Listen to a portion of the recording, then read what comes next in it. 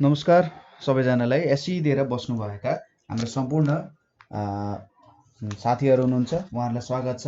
हामीले चाहिँ यहाँनिर एसई को ऱ्यापिड रिभ्यू फिजिक्सको ऱ्यापिड रिभ्यू भनेर लिएर आएको छौँ र यो ऱ्यापिड रिभ्यूमा तपाईँहरूले जुनै पनि लेभल +2 को होस् अथवा तपाईँले नर्सिङको प्रिपरेसन सिटिभिटीको प्रिपरेसन गरिराख्नु भएको छ भने सबैको लागि फिजिक्सको एउटा ऱ्यापिड रिभ्यू भनेर लिएर आएको छौँ र यो ऱ्यापिड रिभ्यूले तपाईँलाई कन्सेप्ट्सहरुमा एकदमै सजिलो फाइदा गर्छ। सो हाम्रो फिजिक्सको ऱ्यापिड रिभ्यू सुरु गरौँ। पहिलो पोर्सन हामीले हेर्ने भनेको चाहिँ के हो त, unit and measurement. Unit and मेजरमेन्टबाट हामीले के कुरा याद गर्नुपर्ने हुन्छ, के कुराहरुमा हामीले ख्याल गर्नुपर्ने हुन्छ त्यो कुराहरु हेरौँ। सुरुमा पहिलो कुरा भनेको टाइप्स अफ युनिट, जसमा फन्डामेन्टल युनिट। ठीक छ, फन्डामेन्टल युनिटको बारे तपाईलाई थाहा हुनुपर्छ। फन्डामेन्टल युनिट भनेको कस्तो हो भन्दा यिनीहरु cannot be derived from other units, cannot be derived from other units, अरु युनिट्सबाट डेराइभ गरिँदैन। र एसआई सिस्टममा भएको फन्डामेन्टल युनिट्सहरु याद गर्नुपर्छ। एसआई फन्डामेन्टल युनिट्स हैन, के हुन्छ त भन्ने कुरा याद गर्नुपर्छ। पहिलो भनेको मासको लागि केजी युज हुन्छ, त्यसैगरी लेन्थको लागि मिटर युज हुन्छ, टाइमको लागि के युज हुन्छ त सेकेन्ड युज हुन्छ, त्यसैगरी टेम्परेचर मेजरमेन्टमा केल्भिन युज हुन्छ, त्यसैगरी करेन्टको लागि एम्पियर युनिट हो। अर्को भनेको हाम्रो ल्युमिनस इन्टेन्सिटीको लागि के युज हुन्छ त क्यान्डेला युज हुन्छ, CANDELA, यसलाई चाहिँ सर्ट फर्ममा सिडी भनेर पनि लेख्छ। अर्को भनेको एमाउन्ट अफ सब्स्टेन्स, कति एमाउन्ट अफ सब्स्टेन्स प्रेजेन्ट छन्। एमाउन्ट अफ सब्स्टेन्स भनेको यो चाहिँ MOL मोल यम लेख्छ है, एम्पियरको लागि ए, केल्भिनको लागि के भनेर लेख्छ यसरी।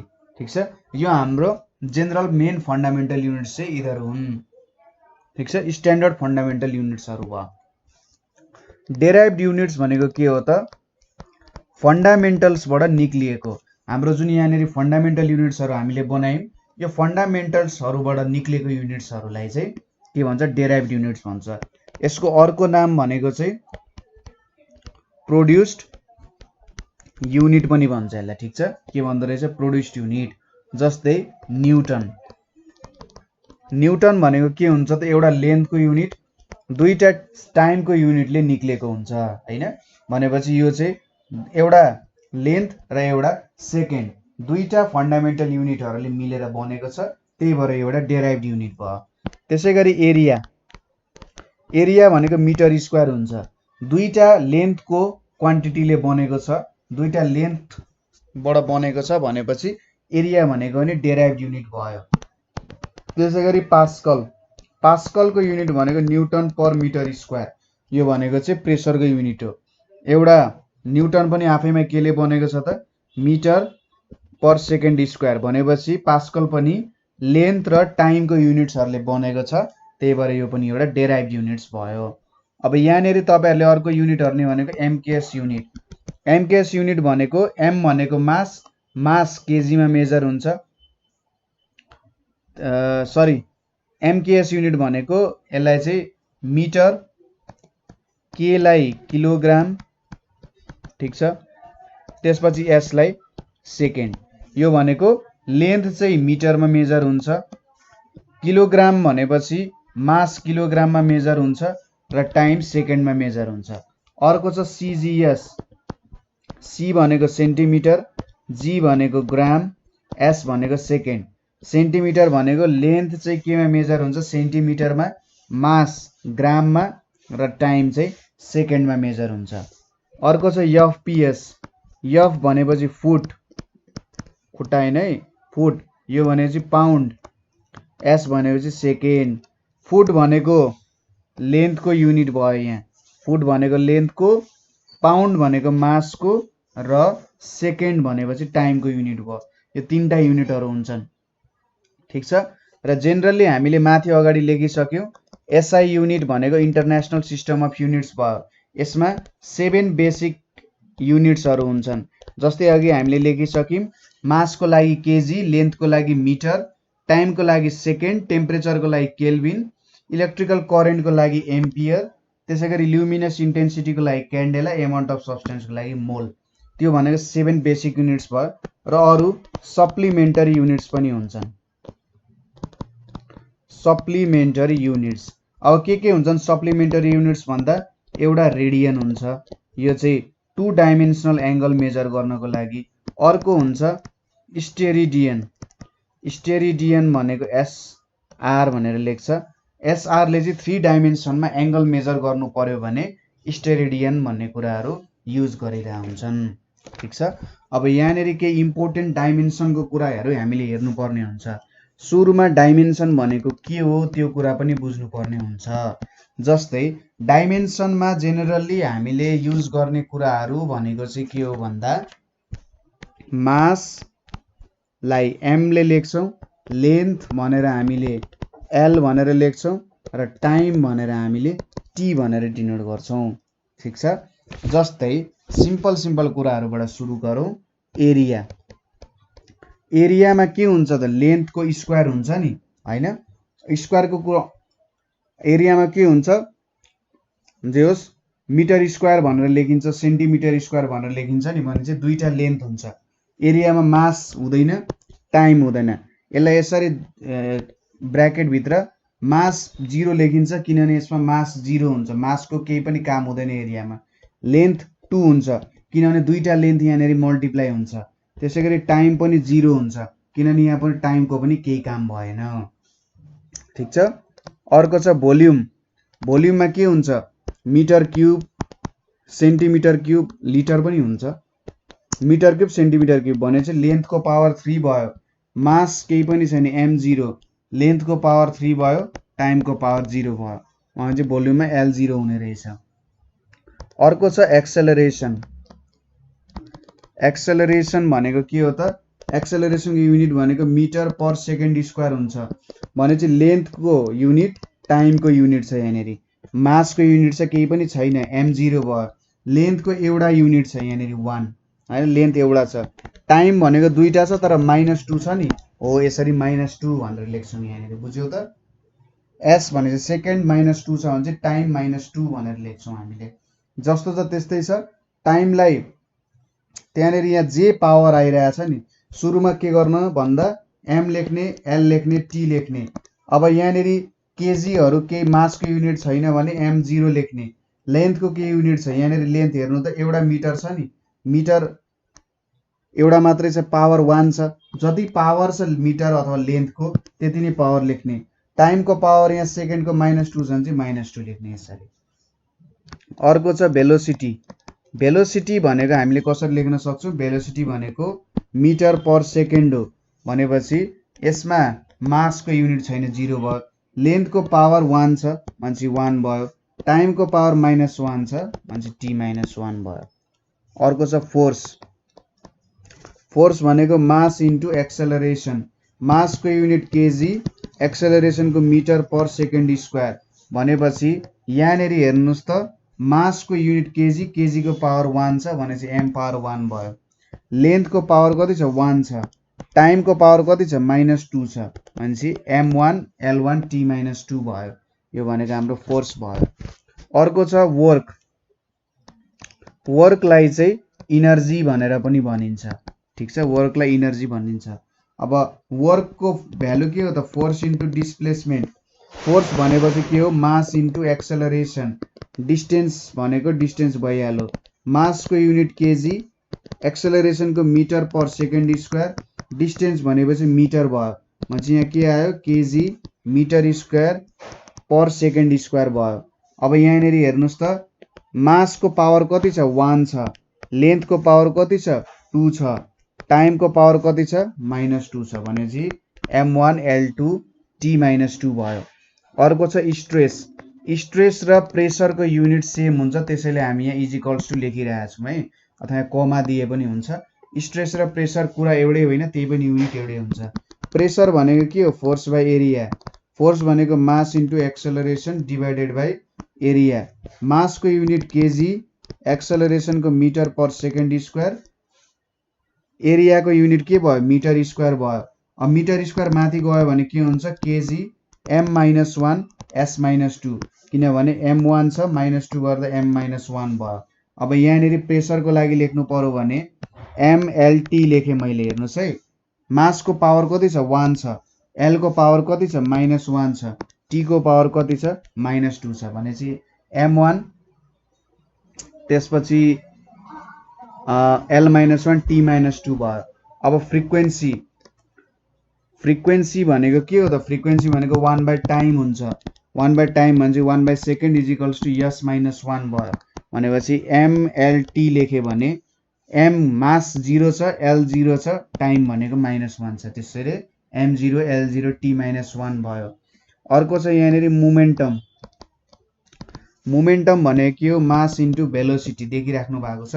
मास इन्टु भेलोसिटी।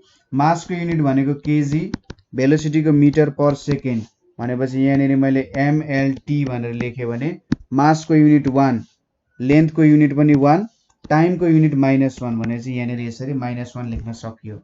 अर्को छ टर्क। टर्क भनेको के हुन्छ? फोर्स क्रस डिस्टेन्स हुन्छ। फोर्स क्रस डिस्टेन्स भनेपछि यसको र वर्क डनको युनिट के हुन्छ? सेमै हुन्छ।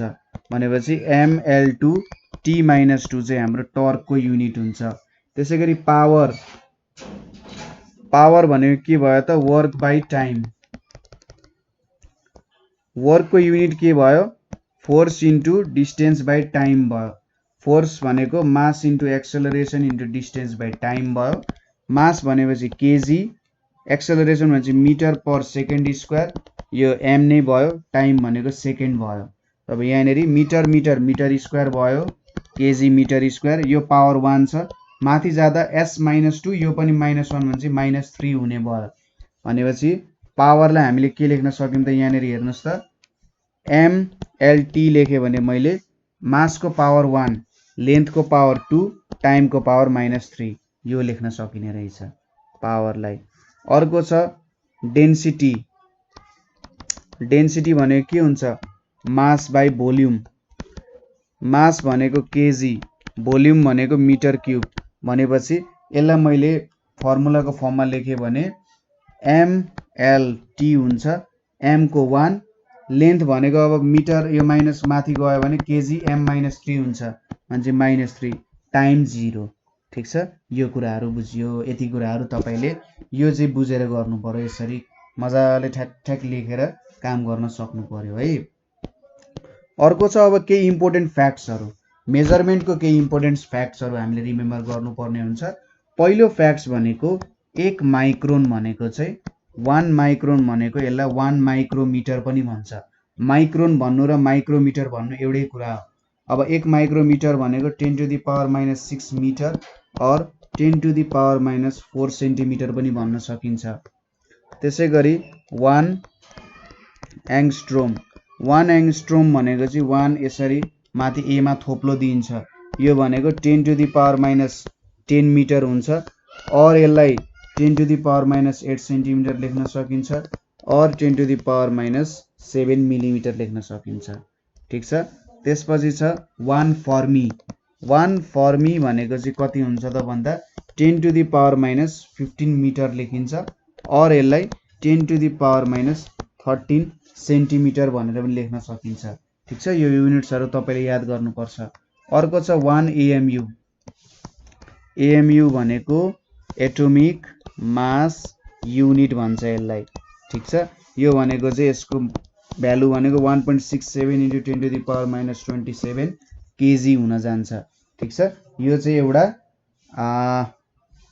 कार्बन एटमको हामीले 1/12 मास लियौँ भने यति मास हुन्छ। ठिक छ, कार्बनको एटोमिक वेट 12 हुन्छ, त्यसलाई 1/12 गरेर हामीले वेट लेख्यौँ भने यति वेट हुँदो रहेछ।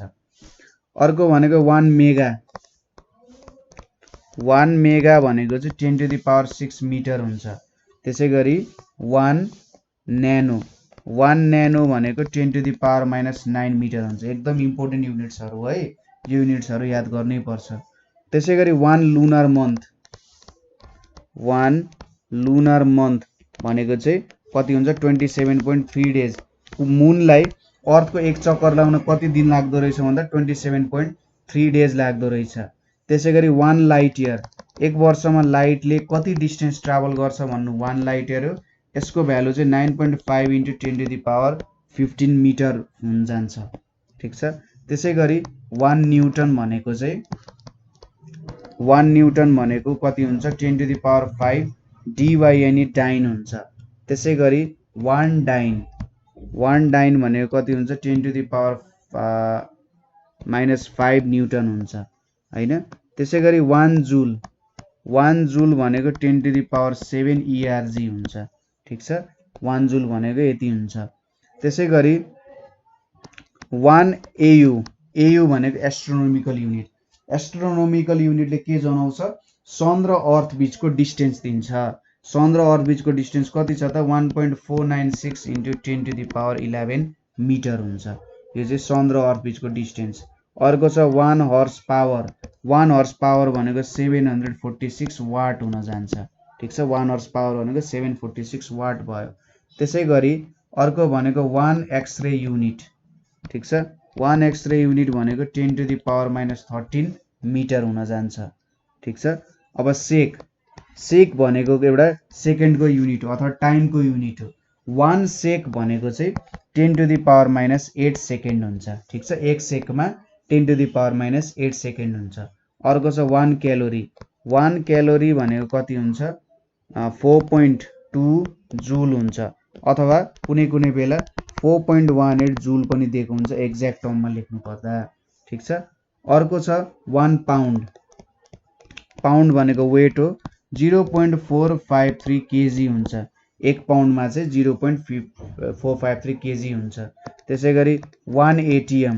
1 एटीएम भनेको सी लेभलमा कति प्रेसर हुन्छ भनेर भेट्नु जस्तो 1.013 × 10 टु द पावर 5 पास्कल हुन जान्छ। ठीक छ। 1.013 × 10 टु द पावर 5 पास्कल हो यो भनेको। त्यसैगरी 1 पार्सेक। 1 पार्सेक भनेको 3.26 लाइट इयर हुन जान्छ। ठीक छ। 1 पार्सेक भनेको चाहिँ 3.26 लाइट इयर हुन्छ। त्यसैगरी 1 क्विन्टल। 1 क्विन्टल भनेको 100 केजी हुन्छ। त्यसैगरी 1 एम्पियर भनेको चाहिँ 1 एम्पियरमा 6.25 × 10 to the power 8 e per second हुन्छ। चार्ज पर सेकेन्ड हुन्छ। यति हुन्छ 1 एम्पियरमा। पावरको युनिट के हो वाट हो। प्रेसर र स्ट्रेसको युनिट एउटै हुन्छ न्युटन पर सेकेन्ड स्क्वायर हैन। त्यसैगरी ग्राभिटेसन हेर्नुस् है यो याद गर्नुपर्छ है। ग्राभिटी, ग्राभिटेसन, वेट, अपथ्रस्ट, बुएन्सी, फोर्सको यो सबैको युनिट के हुन्छ त न्युटन हुन्छ। ठीक छ। ग्राभिटी, ग्राभिटेसन, वेट, अपथ्रस्ट, बुएन्सीको युनिट सबै के हुन्छ न्युटन हुन्छ।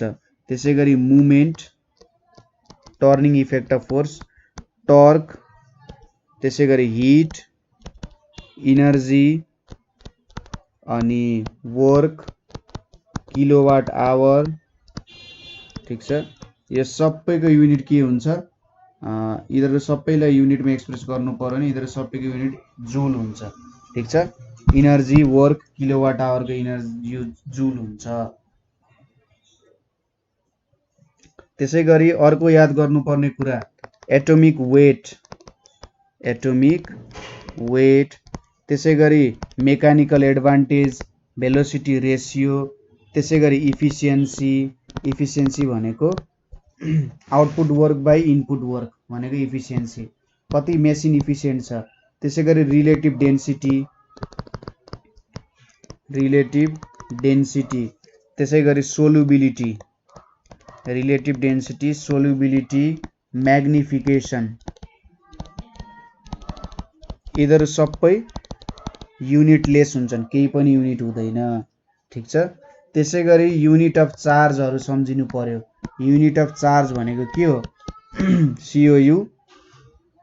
COULOMB ठीक छ युनिट अफ चार्ज भनेको कुलम भयो अर्को छ हाम्रो इलेक्ट्रोन भोल्ट कसैलाई तपाईले इलेक्ट्रोन भोल्ट भनेर दियो इलेक्ट्रोन भोल्ट दियो भने के बुझ्नु त्यो भनेको युनिट अफ एनर्जी हो ठीक छ यो भनेको युनिट अफ एनर्जी हुन्छ